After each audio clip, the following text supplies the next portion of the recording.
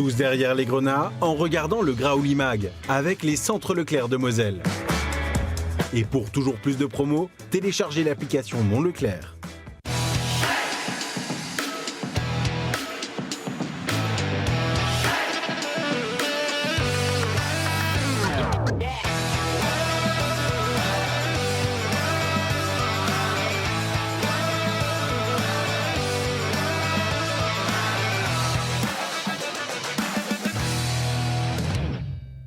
Une nouvelle journée de championnat pointe le bout de son nez avec la réception du Toulouse FC, un duel entre mauvais élèves du moment en Ligue 1 dans un stade qui devrait sonner creux avant match.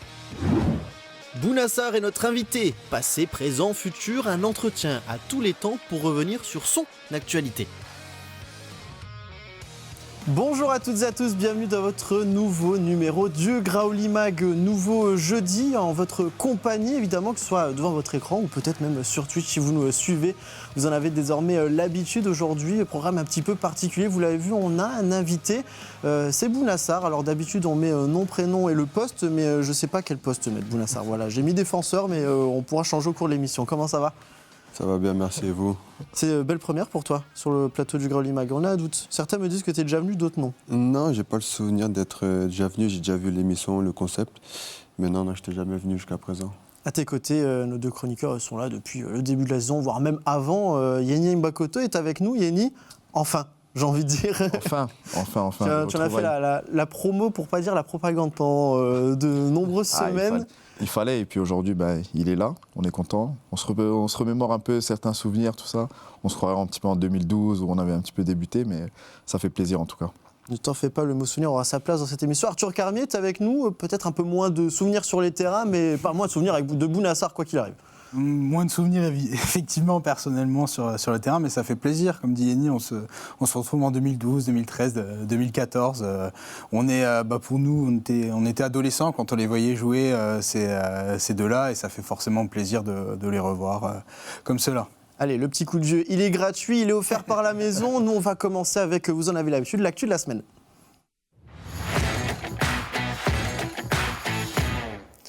Évidemment, la grosse actualité de cette semaine, c'est ce mercredi. Plusieurs dirigeants de grands clubs de football français ont publié une tribune pour alerter sur la situation du football professionnel en France. Mais ça, on va revenir très rapidement dessus. Dans ce texte, ils expliquent que les clubs ont un rôle important à jouer dans l'économie et dans la vie des territoires. Et oui, ce n'est pas que du football. Ils appellent donc les pouvoirs publics à réformer l'organisation du football français. Arthur, très rapidement, c'est vrai que le maître mot, ce sont les droits télé, dont on a déjà beaucoup parlé. Le président Bernard Sabat a également signé cette tribune. Les chiffres, c'est simple, ça représente désormais plus que 19% des revenus totaux des clubs de Ligue 1 contre 39 à 45% dans les autres grandes ligues européennes. Quand on voit les présidents s'inquiéter à ce point-là, c'est vrai qu'on s'inquiète un tout petit peu quand même pour notre Ligue 1. Alors je ne sais pas si le fait de changer le statut de l'association, la future SAS qui va peut-être gérer les intérêts du football professionnel, ça va foncièrement changer quelque chose. Le foot français est en grande difficulté ces dernières saisons, justement, de ce point de vue des droits télé, a peut-être fait des mauvais choix, notamment avec le diffuseur historique.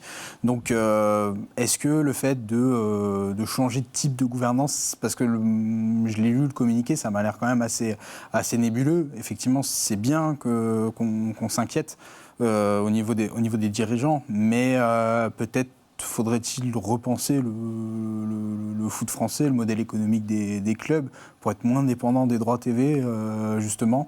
C'est super compliqué comme raisonnement à avoir. Donc, pour moi, une nouvelle administration, ça ne changerait pas forcément grand-chose. La LFP actuelle a peut-être fait de mauvais choix. Il faut peut-être revoir déjà ce qu'on a déjà avant de vouloir changer foncièrement quelque chose. C'est vrai qu'on parle des équipes qui pourraient affaiblir la compétitivité des clubs. Yenny, très rapidement, est-ce que tu ressens, toi, justement, on parle de cette compétitivité, est-ce que tu ressens que la Ligue 1, déjà de l'extérieur, a l'air un peu moins forte ou peut-être est moins, on va dire, lumineuse qu'auparavant ? Ouais, je pense qu'il y a beaucoup de difficultés dans le championnat de Ligue 1 quand on compare à l'Angleterre, à l'Espagne, ou même à l'Allemagne ou les pays voisins, les grands championnats. Aujourd'hui, à part le PSG qui attire des joueurs, qui attire des grands noms, il n'y a pas grand monde. À l'époque, il y avait Lyon, il y avait Marseille. Mais aujourd'hui, il faut s'inquiéter parce que tous les joueurs maintenant, ils préfèrent prendre d'autres horizons, ils préfèrent partir en Angleterre. Même quand on regarde dans notre propre championnat, dans notre propre formation, tous les jeunes joueurs, quand ils ont l'opportunité de partir, ils partent. Ils ne restent plus en Ligue 1. Donc c'est vrai que c'est une difficulté pour le championnat. Les joueurs aujourd'hui, c'est souvent financier aussi, j'allais y venir. Les joueurs sont forcément plus attirés par l'aspect financier de plus en plus. On sait que maintenant il y a l'Arabie Saoudite, on sait que voilà, le Qatar à une époque aussi attiré beaucoup de joueurs. Et c'est vrai, il faut s'inquiéter tout simplement parce que maintenant les joueurs pensent beaucoup plus à fixer leur avenir par rapport à l'argent que se voir sur du long terme dans un championnat comme peut-être la Ligue 1. Mais ce qui est totalement légitime parce que c'est très attractif dans ces pays-là. Mais ouais, je pense que la Ligue 1 est en très très grande difficulté. On regardera ce qu'il se passerait, comment la situation va évoluer. Ces présidents qui ont signé, qui souhaiteraient que ça évolue dès la saison prochaine. Bouna, très rapidement, on le sait, pour les joueurs, en général, c'est priorité sur le terrain. Mais est-ce qu'on essaye de vous sensibiliser ou est-ce qu'on vous alerte un petit peu à ce genre de sujets qui sont un petit peu extrasportifs, plus ou moins, parce que ça reste quand même lié?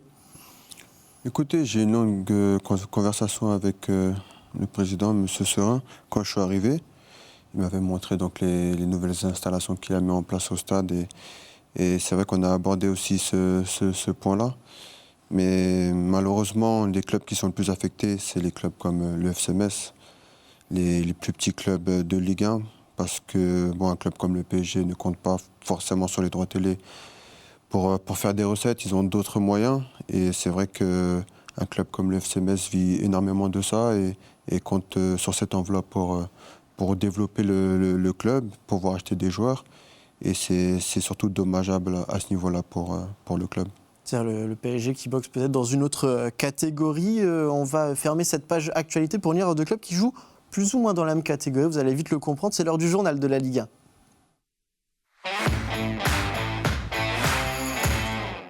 Et oui, parce que qui dit jeudi dit avant-match, évidemment. Une nouvelle journée de championnat se profile. Le FC Metz va recevoir Toulouse. Alors, petit point statistique sur cette équipe de Toulouse qui est 12e du championnat avec 31 points. C'est 8 victoires, 7 nuls et 10 défaites. 33 buts inscrits contre 29 encaissés. Le meilleur buteur, Yang Boho, et le meilleur passeur, Aaron Denoum. Très rapidement, quelle image te renvoie cette équipe de Toulouse, Arthur ? D'une équipe qui s'est, après être descendue, elle est remontée dans cette Ligue 1. Elle est maintenant stable depuis quelques années. Il y a eu de belles épopées aussi en Coupe d'Europe. C'est un club qui travaille assez bien, mais qui est un petit peu dans une forme d'inconstance. L'image que j'ai de Toulouse, c'est une équipe qui, peut-être à tort, mais qui en met peut-être plus contre les grosses cylindrées.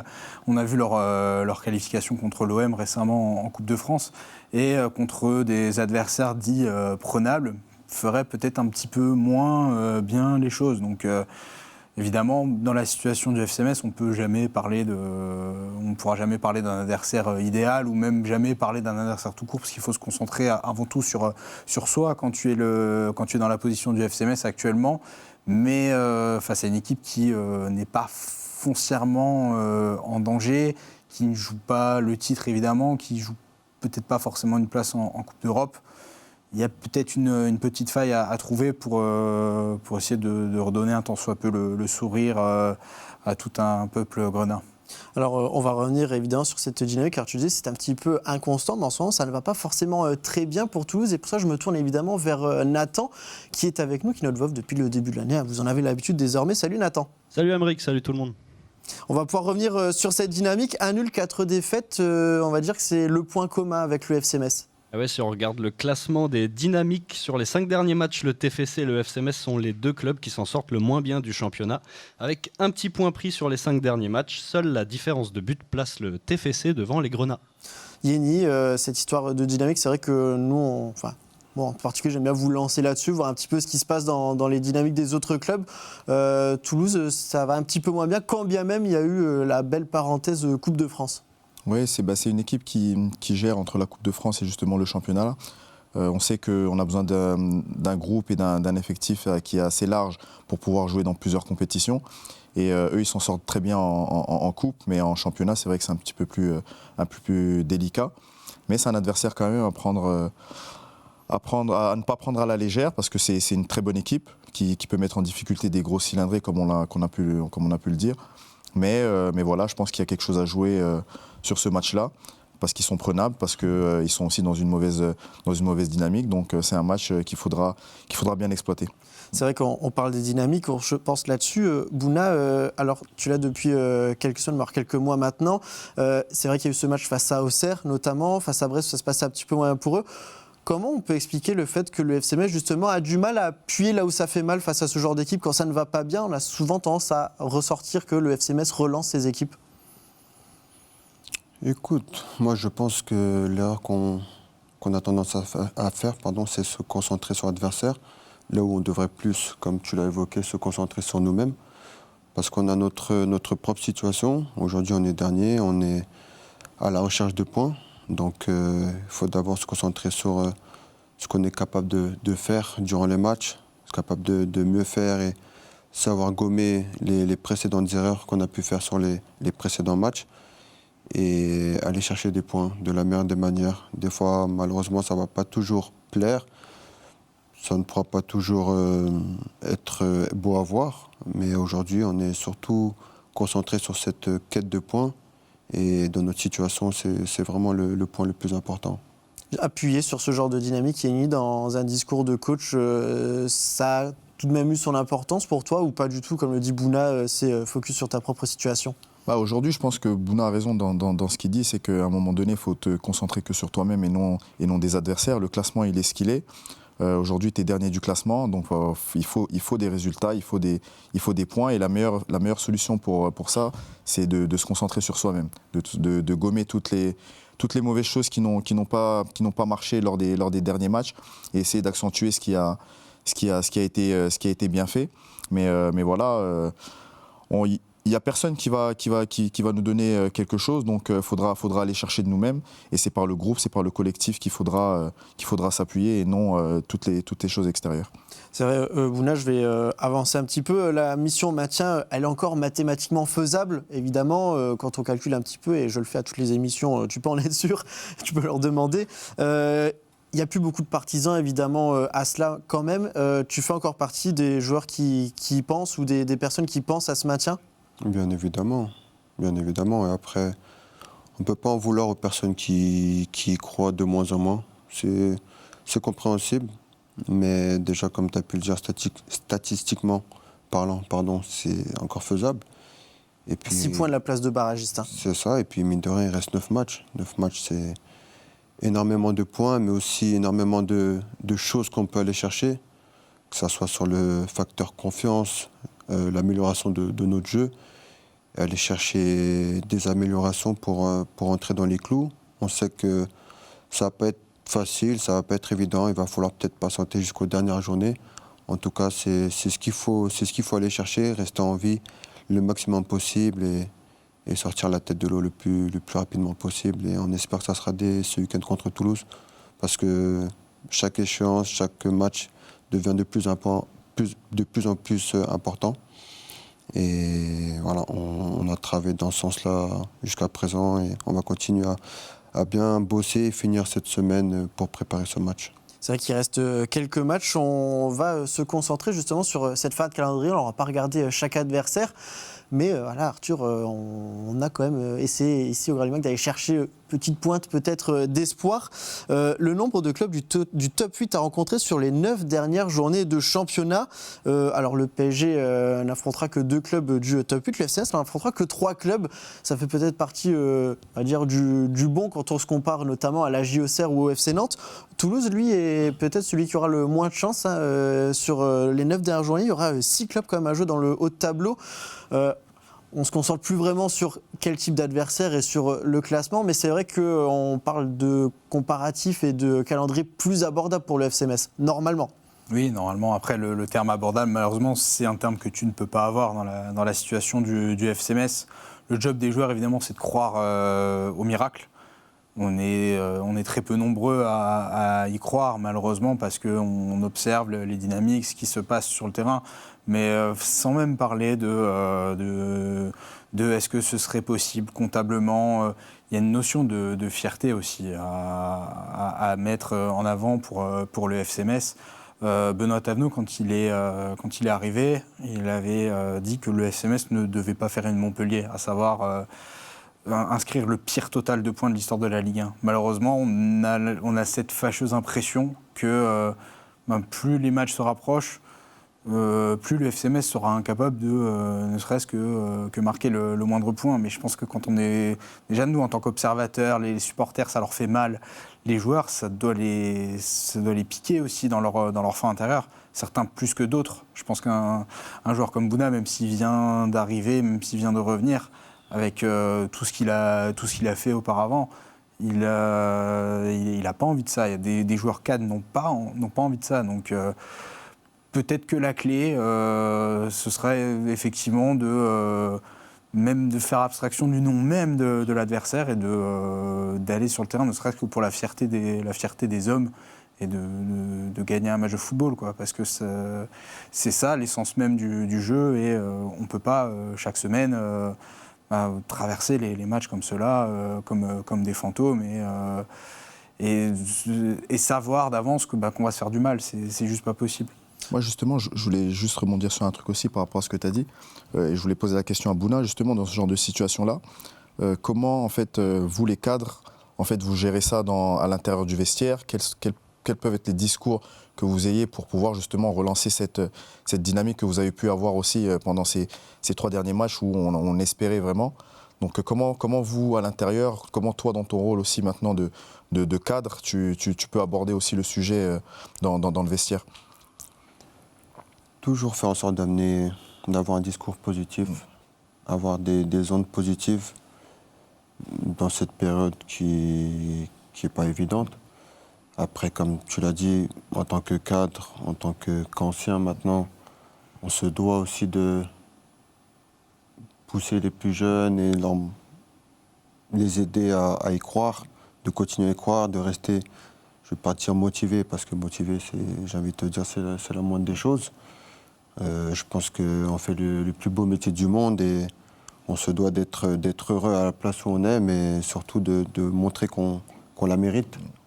Et c'est sur ce point-là où j'essaie de les motiver, de galvaniser aussi, parce que voilà, la saison passe vite. Il faut savoir aussi savourer ces moments-là, même quand c'est difficile, et justement de les transformer en moments positifs pour nous en tant que joueurs, mais aussi pour toutes les personnes autour du club, que ce soit le coach, le staff, les supporters surtout.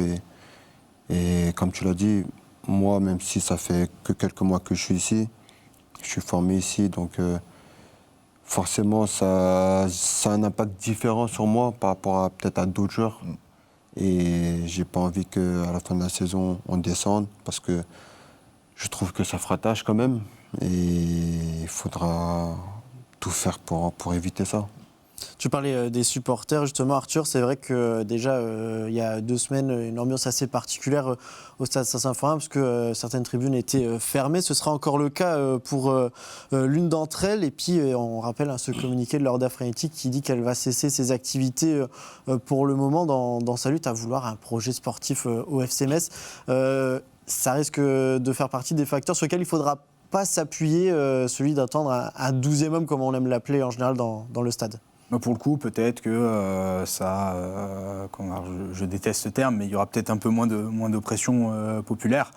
Mais les supporters, pour en revenir sur leur action, on ne peut malheureusement que leur donner raison, parce qu'ils ont tout le temps été là pour soutenir et tout le monde l'a reconnu à juste titre. Ils ont été là dans les moments difficiles, ils ont été là évidemment quand le club est remonté. Et il y a un ras-le-bol du fait que les scénarios se répètent malheureusement en Ligue 1. Mais bien sûr, il y a des joueurs qui payent un petit peu, malgré eux, tout ce qui a pu se passer par le passé.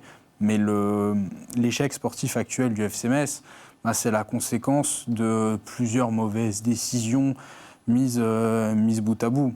J'ai l'impression qu'on se répète, encore que peut-être que des personnes pensent qu'on ne voit pas les choses. Mais il faut une action à un moment, il faut quelque chose pour essayer de marquer une vraie rupture, un vrai avant-après pour qu'on reparte enfin sur des bases plus saines, parce que le modèle économique actuel du FCMS, le modèle sportif aussi, il est à bout de souffle avec le fait de devoir continuellement vendre des joueurs chaque année pour rentrer dans ses frais.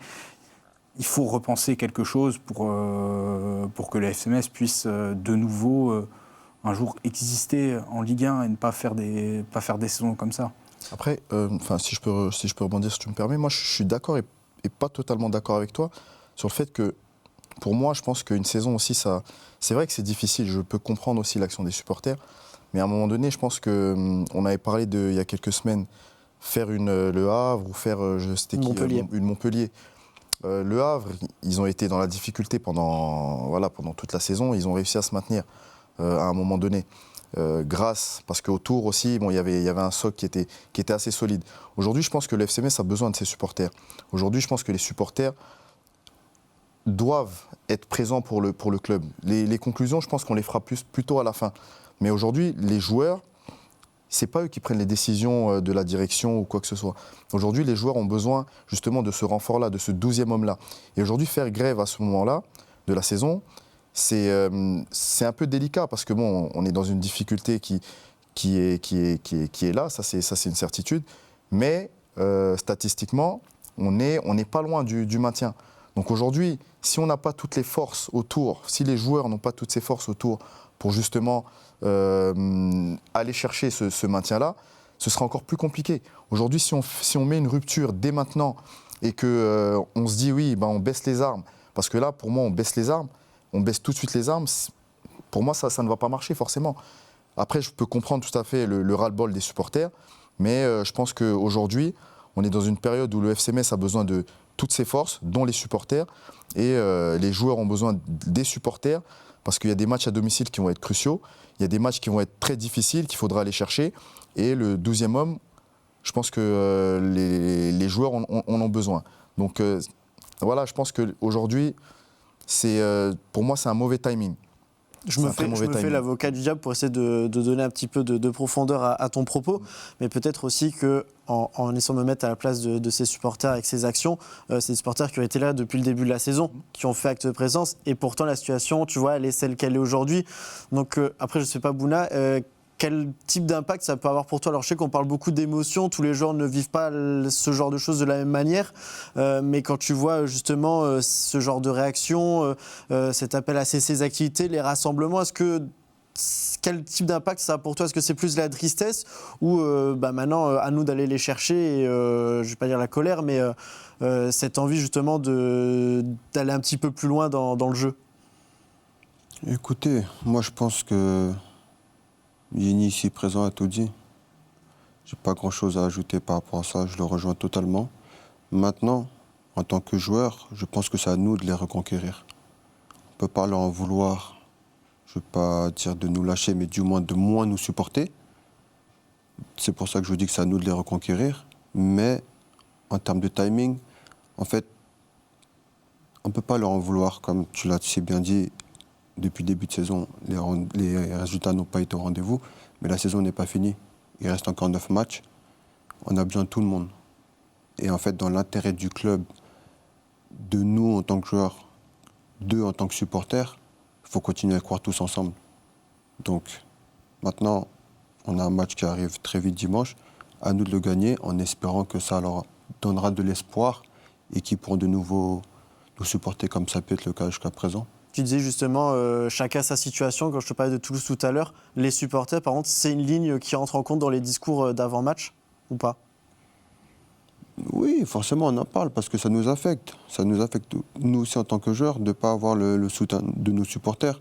Mais on peut, comme je me répète encore une fois, je peux comprendre que dû à cette frustration, dû à ces mauvais résultats, ils aient moins cette envie de nous supporter. Et c'est comme ça ici, c'est comme ça dans tous les clubs. Donc... voilà, on doit faire notre part. Ils ont fait la leur, ils nous ont pas lâchés jusqu'à présent.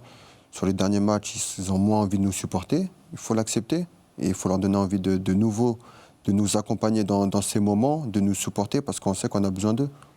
Question d'avoir besoin d'eux. Petite parenthèse sur ce match quand même, l'association Raphaël Lorraine qui sera mise en lumière, assez important pour en parler. Une mobilisation qui s'accompagnera d'une grande tombola au profit de l'association. Les maillots portés dédicacés par les 11 titulaires seront offerts à l'association. Ensuite, à vous d'aller vous procurer votre ticket, soit sur la plateforme Helloasso ou directement au stand installé en fan zone le jour du match. Qui sait, il y a de quoi faire pas mal d'heureux. Arthur, on va évidemment se pencher sur le calendrier de cette journée. On va regarder un petit peu ce qui s'y passe. Ce vendredi, on aura en ouverture en Marseille-Auxerre à 20h45. Samedi, Lorient-Lens, Angers-Nice, Monaco-Brest. Dimanche, Strasbourg-Paris FC, Le Havre-Lyon, Metz-Toulouse et Rennes-Lille en fermeture de cette journée. Par contre, Nathan, pas de PSG-Nantes, en tout cas pas tout de suite. Eh oui, il nous intéresse les résultats du FC Nantes, mais il va falloir être patient parce que le Paris Saint-Germain a demandé à reporter la rencontre, la faute à leur calendrier de Champions League. Ça se jouera donc la semaine du 20 avril. On sera entre la 30e et la 31e journée de Ligue 1, une semaine après l'affrontement de la JOCR et du FC Nantes. C'est vrai qu'on compare souvent un petit peu à dire les affiches d'un week-end à l'autre. En tout cas, j'en fais du contenu avec ça, Arthur. Il faut se concentrer que sur le FCS. Mais tout de même, avoir un match en retard quand tu es dans la position du FC Nantes et te dire qu'en plus c'est face au Paris Saint-Germain, ça peut peut-être peser un petit peu dans leur dynamique à eux en tout cas. Après, le Paris Saint-Germain, c'est un club qui n'a pas beaucoup de moyens, donc ça aurait été difficile pour eux d'aborder la réception du FC Nantes ce week-end. C'est bien évidemment de l'ironie. Non, on verrait pas ça, je pense, en Première Ligue, un report comme ça, parce que ça peut foncièrement fausser le calendrier, notamment d'une équipe qui se bat pour son maintien comme le FC Nantes et qui va devoir se fader une semaine compliquée parce que c'est reporté la semaine où ils jouent contre Auxerre, de ce que j'ai compris. C'est une semaine après, je crois. Ils jouent Auxerre le week-end et après, dans une semaine, ils ont Rennes-Brest et au milieu, ils auront le match face au Paris Saint-Germain. Donc, pas évident. C'est très complexe pour un club comme cela. Nantes qui a d'ailleurs changé d'entraîneur, c'est le 3e de la saison, retour un petit peu à un ancien avec le coach Vaïd comme il l'appelle. On a parlé un petit peu de cet avant-match, on le rappelle, qui aura lieu ce dimanche à 17h15 au stade Saint-Symphorien. Nous on va profiter de Bounassar qui est notre invité justement pour lancer cette séquence invitée.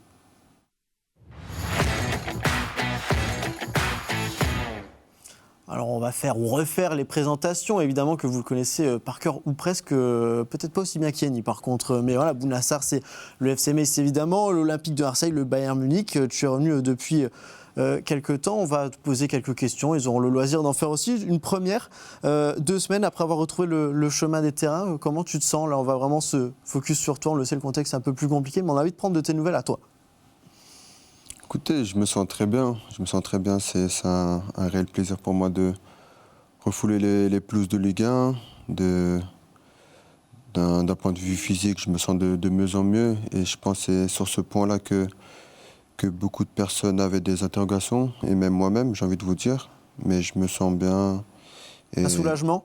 Un soulagement, oui, forcément, parce que cette période a été longue, cette période sans jouer. Et le fait de revenir dans le circuit, c'est aussi un combat et une bataille que j'ai réussi à remporter et dont je suis quand même très, très content. Tu parlais de cette longue absence, 833 jours, ça c'est pour être un petit peu plus précis. Je ne vais pas revenir sur toute la longueur de cette période, mais juste une petite question, est-ce qu'on redevient un petit peu anonyme dans ce genre de période quand elle est aussi longue? Ce qu'on appelle ton match, c'est 2024, 2023 je crois. C'est en fin de contrat en 2024. Il me semble avoir vu octobre ou novembre 2023, tu t'étais blessé à ta dernière année. J'avais plus rejoué de la saison. Donc ça fait quand même une très longue période où du coup normalement tu disparais un petit peu des radars, en tout cas tu es un peu moins médiatisé. Bien sûr, et c'est logique, j'ai envie de vous dire, c'est normal. Mais bon, après moi je l'ai plutôt bien vécu. C'était pas évident, mais j'ai pas de souci avec ça moi. Je suis pas là pour être dans la lumière ou... Voilà, j'ai continué à travailler dans mon coin et travail, patience, persévérance, aujourd'hui ça a pointé ses fruits et ça m'a permis d'être de retour sur le terrain. Est-ce que pendant cette période, il y a j'ai mis une critique ou une phrase qui t'a poussé un petit peu? Est-ce qu'il y a quelque chose qui t'a maintenu peut-être de l'extérieur face à ça? Parce que je suppose que c'était assez compliqué. Tu as peut-être parfois douté? Douter sur la façon... Peut-être sur celle de revenir physique, du moins, non. Parce que je savais qu'à partir du moment où j'allais me rétablir de cette blessure, le côté physique, c'est quelque chose que... Dieu merci, j'ai toujours eu on va dire des facilités, des prédispositions. Donc voilà, à partir du moment où mon corps me laisse tranquille et que j'ai pas de soucis, j'ai pas eu de crainte à ce niveau-là. Après, par rapport à la critique, ça fait partie du métier, mais non, j'ai pas eu de soucis. J'ai toujours eu cette motivation et forcément, plus ça met du temps, plus on se pose des questions. Mais de là dire que j'ai douté, non. Et je sais que ça peut surprendre certaines personnes, et c'est normal, mais non. En tout cas, sur la fin de cette période, tu as déjà les oreilles qui sifflent parce qu'à ta droite, il y en a qui avait poussé un petit peu. Évidemment, je suppose qu'il y a une pointe de satisfaction quand même de revoir Bouna revenir, du coup, on a envie de dire, assez facilement, là, quand on voit les dernières performances. C'est facilement, oui et non, mais après, moi je connais très très bien Bouna, et puis là, pour rebondir à ce qu'il a dit, c'est vrai que le voir en fait sans club pendant autant de temps, ça faisait mal. Mais quand je le regardais, par exemple sur les réseaux sociaux en train de s'entraîner, je lui envoyais toujours des petits messages lui disant en fait, tu me motives alors que moi j'étais en club et lui il était sans club. Donc je lui ai dit franchement, tu me donnes cette motivation, j'étais passionné par ce qu'il faisait, par la mentalité qu'il amenait dans son travail. Et je pense que il a été un exemple aussi pour moi pendant toute cette période où il était arrêté, parce que voilà, moi ça m'a donné envie de me bouger encore un peu plus, parce qu'à un moment donné aussi je ne jouais pas. Je me suis dit non, mais pourquoi mes potes comme Bouna, ils sont en train de galérer, et puis moi je me plains parce que je ne joue pas alors que j'ai un contrat et que voilà, je suis en train de jouer. Donc voilà, pour moi aussi c'était une motivation supplémentaire. Donc je pense que il y a beaucoup de personnes qui ne voient pas ça, mais moi qui suis très proche de Bouna, j'ai envoyé des petits messages pour lui dire ouais, continue, de toute façon moi j'étais persuadé qu'il allait retrouver un challenge. J'espérais beaucoup plus vite, et voilà, Dieu a fait qu'aujourd'hui, c'est le club de nos débuts où il revient. Et physiquement, comme il a dit, moi je ne m'inquiétais pas parce que je connaissais ses capacités aussi à revenir très fort au haut niveau. Maintenant, voilà, c'est l'enchaînement des matchs qui va faire qu'il va retrouver 100% de son potentiel. Et on l'a vu aussi à certaines séquences de matchs où voilà, il a encore ces petits raies, ces petits changements de direction et ces petites percées. Mais voilà, je pense que ça va être un élément qui sera très important pour le FC Metz sur cette dernière ligne droite. Et je pense que Bouna, il a cette capacité aussi à être calme dans les moments où c'est très difficile, et qui va apporter ça justement au groupe. Et on espère tout simplement que déjà lui, il revienne à 100%. Et après, qu'il aide le club à atteindre ses objectifs. Et puis après, je pense qu'il a aussi des objectifs personnels dans le futur. Moi, je sais qu'il y a une Coupe du Monde qui arrive, et j'espère aussi le voir sur cette liste-là. Mais je pense que voilà, petit à petit, il va se refaire une santé. Il est de mieux en mieux. Et voilà, maintenant que j'ai poussé pour Metz, j'essaie de pousser maintenant pour la sélection. Ah oui, carrément. Devenir agent de joueur. Le sélectionneur entend cette émission-là. Joueur, consultant et agent de joueur. Il a tellement poussé, il faut que ce soit plus que 6 mois. Qu'est-ce que tu en penses, qu'on pousse jusqu'au bout. Non, voilà, donc je sais qu'il y a des échéances très importantes qui arrivent.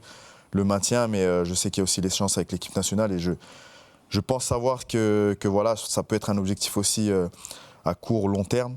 Mais voilà, il en a les capacités. Et il est revenu d'une très longue période, et aujourd'hui il prouve à tout le monde que c'est possible, et qu'il faut jamais rien lâcher. Tu dis que tu espérais qu'il vienne un petit peu avant, en tout cas qu'il joue un petit peu avant dans cette longue pause. Tu disais en août 2024, dans un entretien confrère de l'équipe, je sais que l'aventure n'est pas finie. Il s'est venu un petit peu aux nouvelles. Nous, on s'est amusé à ce moment-là à dire et pourquoi pas à Metz. Bon, finalement, on avait peut-être vu les choses un petit peu en tout le monde. Mais est-ce que le FC Metz, c'est le seul club qui t'a proposé justement ce nouveau départ, ou est-ce qu'il y a d'autres clubs qui sont venus, ne serait-ce qu'aux nouvelles, ou te proposer quelque chose ? J'ai eu des contacts, ça ne s'est pas forcément concrétisé comme ça a pu être le cas avec le FC Metz. Mais moi, dans mon esprit, à partir du moment où je suis arrivé ici, déjà pour m'entraîner, voir où j'en suis, pour montrer au club où j'en étais, c'était mon objectif premier de signer et de retrouver la compétition au plus vite. Après, ça a pris le temps que ça a pris, mais j'étais vraiment focus sur reporter ce... Pour titiller des petits noms de clubs ou Non, je fais mon métier. Non, il y a des clubs à l'étranger, des clubs dans le golf, mais voilà, comme il a pu dire Yenny, j'ai des objectifs personnels. Et j'ai pas trop spécialement envie d'en parler parce qu'aujourd'hui, l'actualité, c'est le FC Metz et c'est mon objectif premier, aider le club à se maintenir. Et c'est le club aussi qui me donnera cette chance de pouvoir me rapprocher de ses autres objectifs. Mais oui, il faut tout donner. On n'a pas énormément de temps, donc il faut vraiment que je me concentre et me focalise sur ce que j'ai à faire au FC Metz. C'est vrai, Arthur, quand on avait parlé de son arrivée à Bouna, quand on a vu l'entraînement, on s'est dit bon, à l'entraînement, on espère qu'il y a signature, puis il y a eu un peu de temps qui s'est écoulé. Il y a eu signature, on était même un petit peu impatients, j'ai envie de dire, de le revoir jouer sur terre, parce qu'on s'est dit c'est le type de renfort qu'il faut au FC Metz, de par l'expérience notamment. On était impatients parce que ça faisait quand même un moment qu'il s'entraînait. On avait vu dire qu'il était très bien physiquement. On avait vu les compos avec des matchs amicaux, on s'est dit bon, c'est un peu gros là, non? C'est ça, je pense que sûrement pour des raisons financières, on peut le regretter, mais le club a tardé vraiment à enregistrer le renfort de Bouna. Maintenant, fort heureusement, il est là. On voit que on n'hésite pas à le mettre aussi bien derrière que devant. Moi, la question que je me pose, est-ce que, quelle que soit l'issue de la saison, est-ce que tu te verrais quand même rester ici sur la durée, après avoir été aussi longtemps écarté des terrains, le fait d'être là dans ton club formateur pour réimpulser quelque chose de nouveau, ça peut être une option crédible pour toi ? Écoutez, j'y ai pas forcément pensé, que ce soit moi ni même le président, je pense. Aujourd'hui, on est dans l'instant présent, sur les objectifs présents. Mais maintenant que vous me posez la question, j'ai envie de vous dire pourquoi pas. Pourquoi pas, tout est possible dans le football. Mais encore une fois, j'ai envie de me concentrer sur ce que j'ai à faire sur ces 9 matchs, sur les objectifs du club, puis après on verra par la suite. En tout cas, tu serais ouvert à des conversations, peu importe l'issue Oui, voilà, peu importe l'issue, je reste ouvert, comme le club m'a ouvert ses portes. Donc je peux pas les fermer, je peux pas dire non, mais on verra en temps voulu. Justement, on a vu lors de ta vidéo de présentation, la communication a joué justement sur ton passage déjà auparavant. On parlait de Bounassar au centre de formation. Qu'est-ce que tu as envie de dire à ce joueur-là avec tout ce qui s'est passé pour toi aujourd'hui? Si tu devais être sans filtre avec ce jeune joueur-là, tu lui dirais quoi? Je suis quand même assez fier de lui. Mine de rien, il a réalisé de belles choses.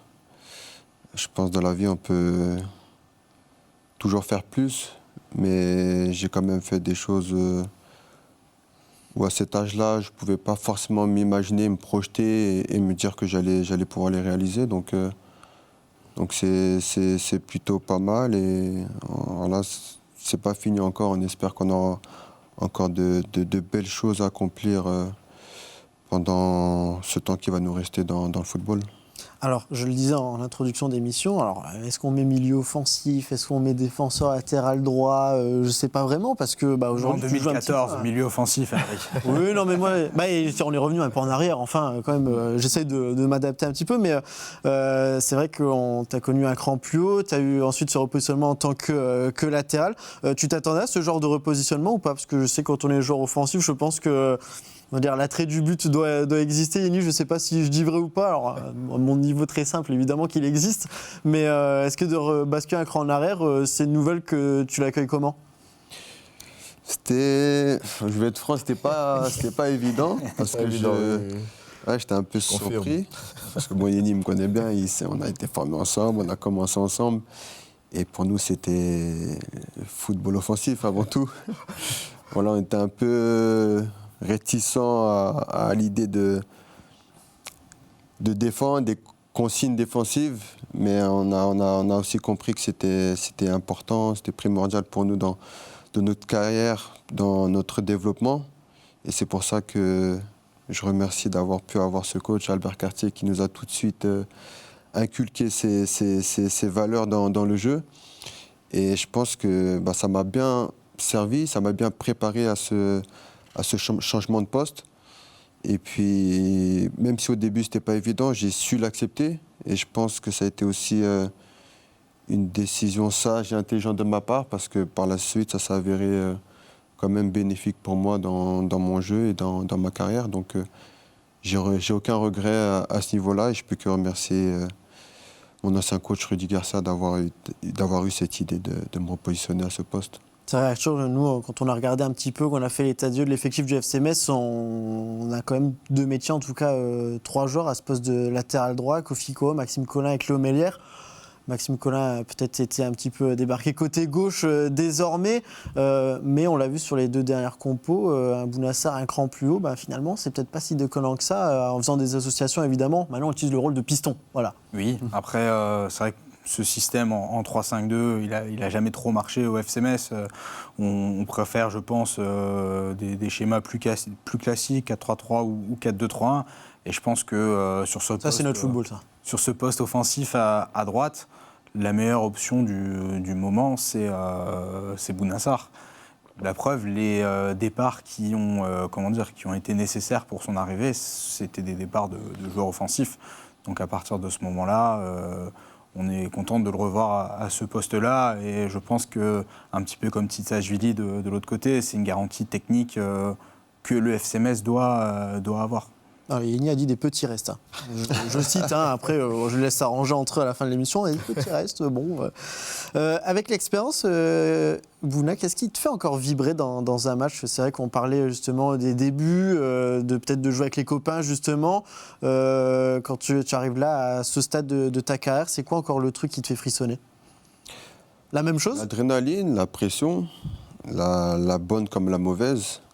Par exemple, dans notre contexte, même si c'est pas évident, j'arrive aussi malgré tout à y prendre du plaisir, parce que on se rend compte après tant de temps d'absence que c'est ce qui nous fait vibrer. Donc que ça soit sur une bonne dynamique comme sur une mauvaise dynamique, il faut savoir apprécier ce qu'il y a à apprendre, et voilà, j'espère que maintenant on arrivera à regagner des matchs très vite pour pouvoir savourer d'autres moments et d'autres émotions surtout. C'est vrai je pense que Yeni pourra peut-être répondre aussi à cette question. Nous, en tant que journaliste consultant, on essaie un petit peu d'analyser le facteur confiance quand ça se passe aussi mal comme ça. C'est vraiment quelque chose qui peut tout débloquer, ne serait-ce que d'avoir une victoire, de reprendre un petit déclic. Ça peut vraiment tout changer.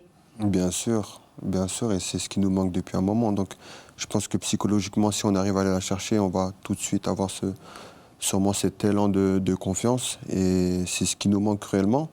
Ça peut se ressentir dans le match, dans nos matchs. Donc il faut aller la chercher et se servir de ça pour faire basculer les matchs, parce qu'il y a des moments où je pense qu'on peut mieux faire, mais ça se joue sur certains détails, et ces détails-là peuvent s'inverser avec la confiance. Faut le forcer, ce détail-là, Yeni ?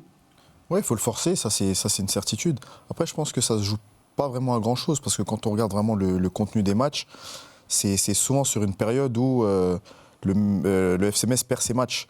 Donc il y a beaucoup de bonnes choses dans le contenu des matchs, comme on peut dire qu'il y a des moins bonnes choses, mais voilà, s'appuyer justement sur ces bonnes choses-là, parce que voilà, ça se joue à des détails, ça se joue à peu de choses, mais ce facteur confiance-là, cette victoire-là, contre Toulouse, j'espère, va peut-être amener justement ce facteur confiance, et qui va aider le groupe à pouvoir aborder les autres matchs avec un peu plus de confiance, parce que c'est vrai que la dynamique aujourd'hui n'est pas favorable au club, mais voilà, avec un peu de chance, avec un peu de confiance. Je pense qu'on peut faire de bonnes choses pour cette fin de saison.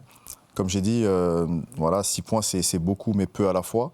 Donc il va falloir... et je pense que les concurrents vont aussi perdre des plumes. Mais voilà, à eux d'y croire, aux joueurs de se renfermer sur eux-mêmes et de croire justement à ce maintien-là. On avait posé la question à Gauthier quand il était revenu, je me souviens, en conférence de presse dès son retour. Quand tu reviens ici, tu changes d'étiquette, tu passes de celui qui est sorti du centre de formation, qui découvre le championnat, à statut de grand frère, je suppose. Comment on le vit, ça ? Plutôt bien, parce qu'on est passé par là en tant que jeune. Donc voir que cette situation, ce statut s'inverse, déjà on se rend compte qu'on a pris de l'âge, qu'on a vieilli, mais on ne peut rien faire contre ça. Il faut savoir aussi profiter et savourer de ce nouveau statut et être plus dans la transmettre et aider les plus jeunes à les préparer à ce qu'on a vécu et ce qu'ils vont continuer à vivre tout au long de leur carrière. Arthur, une dernière question peut-être pour notre invité. Ouais, il y a beaucoup de jeunes joueurs qui se crispent aujourd'hui au FC Metz dès que des événements sont négatifs, jeunes et moins jeunes. Et je pense qu'ils devraient peut-être un petit peu s'inspirer de cette philosophie-là, même si on est dernier de Ligue 1, le football, ça reste un plaisir. On joue un match pour le gagner, pour donner du plaisir aux gens. C'est des messages que tu essayes de faire passer malgré la difficulté. Bien évidemment, parce qu'à la fin de la saison, on ne peut pas avoir des regrets. On ne peut pas avoir ce regret de se dire qu'on n'a pas essayé. Et je pense qu'on a aussi le droit d'être heureux, nous en tant que joueurs, les supporters bien évidemment. Et qu'à la fin, en fait, on n'est pas à se dire on n'a pas essayé, on n'a pas joué notre jeu, on n'a pas pris de plaisir. Le plaisir, il faut aller le chercher nous-mêmes. Les victoires, il faut aller les chercher nous-mêmes. Et aujourd'hui, on est plus jeunes comme plus anciens, on a des responsabilités qu'on doit assumer et qu'on doit retrouver au plus vite, parce que c'est important. Je me permets quand même la question, même si déjà tout à l'heure tu as du mal à me dire pour dans 2-3 semaines ou dans 3 mois. Après le foot, on y pense déjà un petit peu ou pas ? Est-ce que tu sais déjà ce que tu aimerais faire ? Est-ce que, comme Yenny, tu veux t'asseoir sur ce canapé, être consultant ? Est-ce que tu veux être entraîneur ? Peut-être arrêter le foot, je ne sais pas. Écoutez, je ne pense pas que je vais rester dans le domaine sportif. Ce n'est pas forcément quelque chose qui m'attire, du moins pour le moment, pour la fin de ma carrière, après ma carrière. J'aimerais faire d'autres choses, voilà, sortir du cadre football, parce que je ne pense pas avoir, on va dire, je ne veux pas dire les capacités, mais plutôt la personnalité pour être, par exemple, consultant. Je ne me vois pas, par exemple, m'asseoir dans un fauteuil et critiquer des joueurs sur des choses où moi-même, je n'ai pas été irréprochable, ou du moins, je n'étais pas forcément le meilleur. Je ne suis pas Messi, je ne suis pas Ronaldo. Donc chaque joueur peut faire des erreurs et c'est normal qu'il y ait des personnes pour critiquer, ça rend meilleur aussi les joueurs, mais je ne me vois pas être dans la peau de ces personnes-là. Alors que Yenny, regarde. Il a déjà pris ses aises. Non, parce que c'est différent. Là, je pars vraiment dans l'extrême. Je pars vraiment dans l'extrême où des fois ça en devient même malsain. Et je ne me vois pas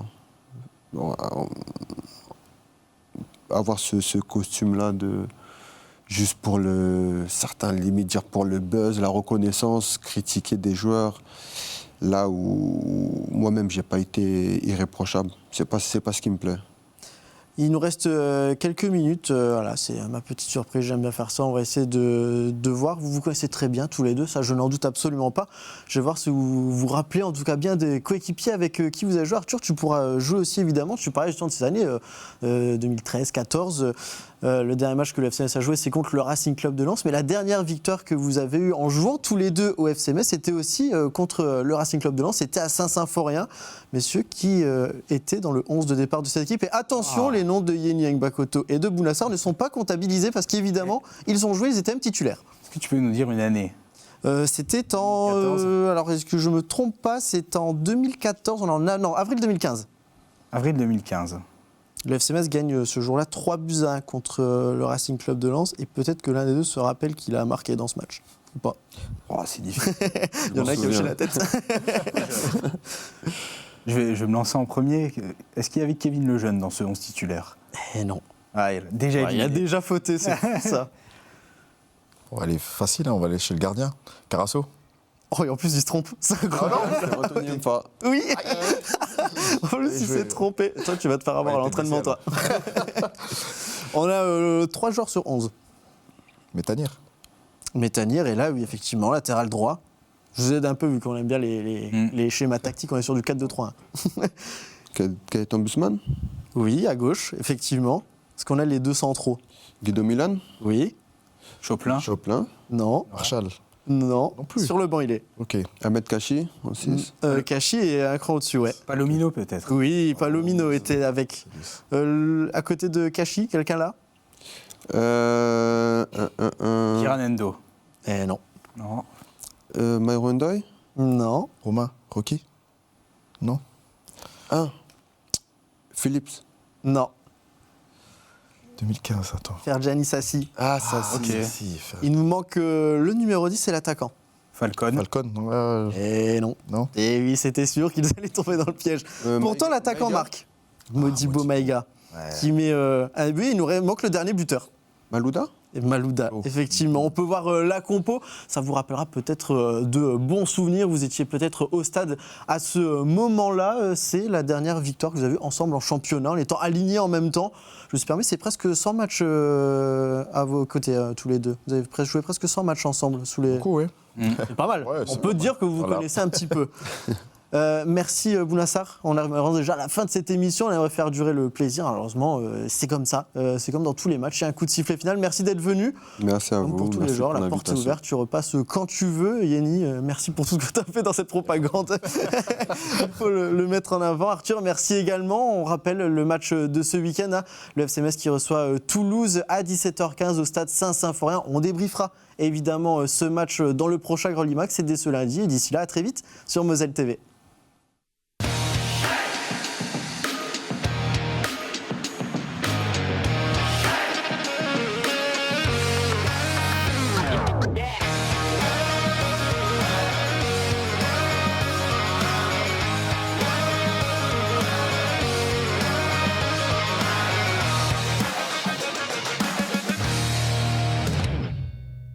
Tous derrière les grenats en regardant le Graouli Mag avec les centres Leclerc de Moselle. Et pour toujours plus de promos, téléchargez l'application Mon Leclerc.